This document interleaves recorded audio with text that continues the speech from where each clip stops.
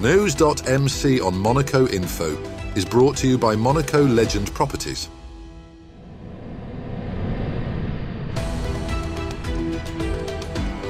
Bringing you news on Monaco's economy, culture, sports and more. Welcome to News.mc, your English rendezvous on Monaco Info.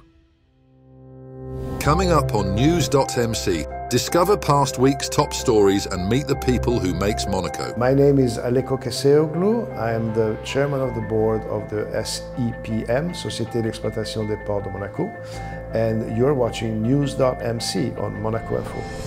What's been making headline in the past week? During the 79th session of the United Nations General Assembly, Prince Albert II of Monaco emphasized the critical importance of peace in addressing global challenges. He linked peace to human rights and highlighted the role of collective action in restoring global stability. Prince Albert also addressed the environmental crisis, warning of its impact on international tensions. He further underscored the unifying power of sport and Monaco's dedication to promoting peace and social development, signing a partnership with the International Olympic Committee to reinforce these values. Stéphane Valéry, president of Monte Carlo Société des Bains de Mer, announced record-breaking financial results with revenues exceeding €700 million for the first time, driven mainly by the hospitality sector.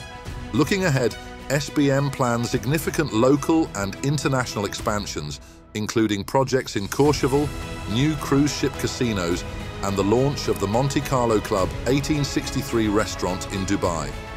The company is also focusing on sustainability, implementing geothermal systems, and expanding its fleet of electric vehicles. Major developments in Monaco include renovations at the Hotel Hermitage and Monte Carlo Beach. The Minister of State, Didier Guillaume, presided over his first meeting of Monaco's Coordination and Monitoring Committee for its national strategy against money laundering, terrorist financing and corruption on September 20th.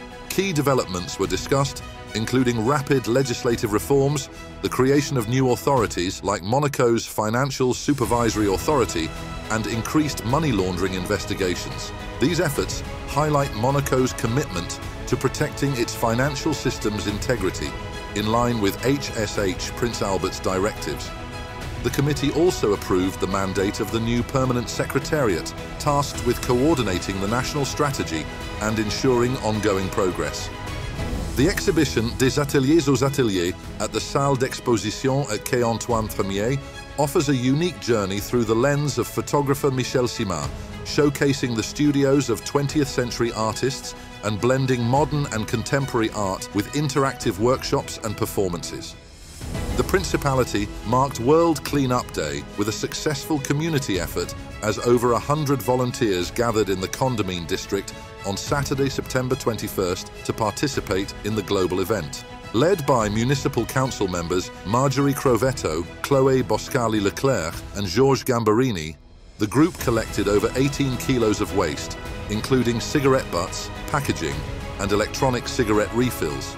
Simultaneously, Monaco's twin city Ostend joined the initiative by cleaning a beach in Belgium. Additionally, other council members took part in a symbolic march through neighbouring Italian municipalities, further contributing to the waste collection efforts. AS Monaco made a historic return to the Champions League with a 2-1 victory over FC Barcelona at Stade Louis II.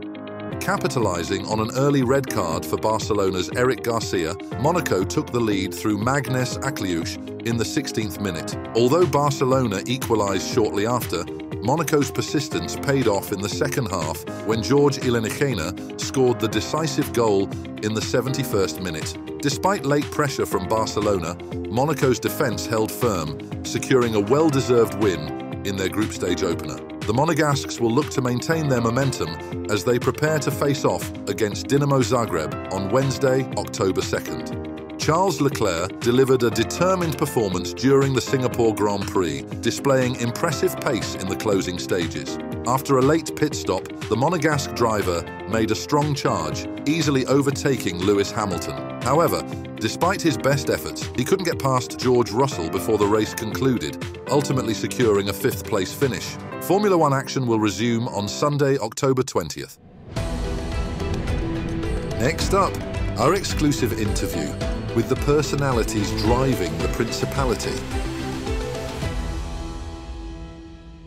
My name is Aleko Keseoglu. I arrived in Monaco in 1972 from Italy. I was 12 years old. I've been living in Monaco since 1972. I've been going away for studies. I studied in the States, then lived 10 years in New York, 10 years in Athens, and then came back here in Monaco in 2000. I had the privilege and the honor of being asked by Prince Rainier to become the president of the Société d'Exploitation des Ports de Monaco, SEPM, in 2004. In 2001, Prince Rainier asked me to become a government-appointed board member at the SBM. And I created my own asset management company in 2006. I also am a fanatic water skier, privilege and the honor of becoming Monegasque in 2008. So in 2008 I created the Monaco Water Ski Federation. Since then we've been trying to cope with all these elements in my life in Monaco. For the bigger yachts over 35 meters, we have about 45 berths between Monaco and Fontvieille for yachts over 35 meters.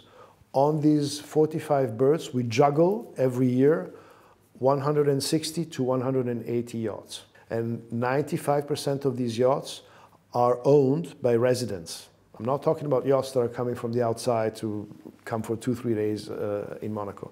So it's a very, very difficult task. We have to try to accommodate everybody, so we cannot give annual contracts to the bigger boats. We only give monthly contracts, and we try to rotate them as much as we can. This is the main reason why we bought the port of Ventimiglia in Italy, because although it's a smaller port, it has another 40 berths for yachts over 35 meters. So it almost doubles our capacity in that range, which is very important for us. We bought the company that had started building the port and that owned the concession. The very interesting fact was that the concession was 80 years long, which is extremely long for any European standards. To give you an example, in France, typically the concessions are 35 years, no more. So 80 years was extremely interesting. We bought when the port barely had started being built, so we were able to modify it to exactly what we need. And now it's, after 2-3 years, it's becoming a great success, so we're very, very happy. Our main focus now is to win the tender for the Port of Cap d'Aille, which is going to be done. The guidelines will come out second semester of 2025, and the decision will be taken in 2026 after the new elections.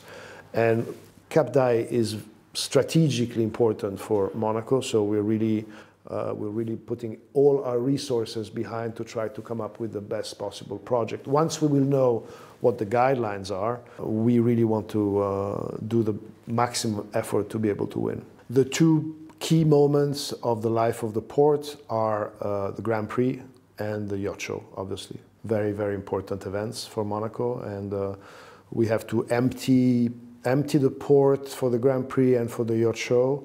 There's about 120, 150 boats that come out and 120, 150 that come in. So it's a big event. Let's talk first about the Monaco Yacht Show. It's a show that has expanded tremendously, developed tremendously. So there are many more boats attending the show, but also the boats have become bigger and bigger and larger and larger. And unfortunately, our boundaries in the ports are limited, so we have very limited space. So it's a big challenge to be able to accommodate the wishes of the organizer and at the same time being able to have all the security measures in place so that nothing can happen. I think the future is to go and export our know-how and export what the ports of Monaco can do.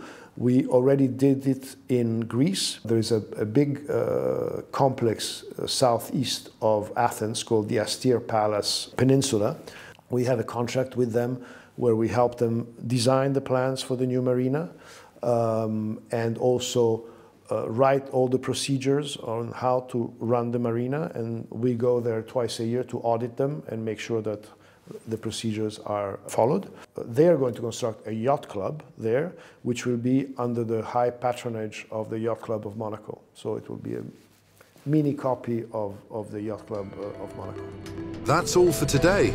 Thank you for watching News.mc, your English rendezvous on Monaco Info. Discover the full interview and more stories on our websites, news.mc and monacoinfo.com. Next week we will receive Flavio Briatore, Executive Advisor at Alpine F1 Team. This show is intended to provide a summary of the past week's top stories for the English-speaking audience in Monaco. For daily and real-time news updates, please visit monacoinfo.com in French or news.mc in English. This show was brought to you by Monaco Legend Properties.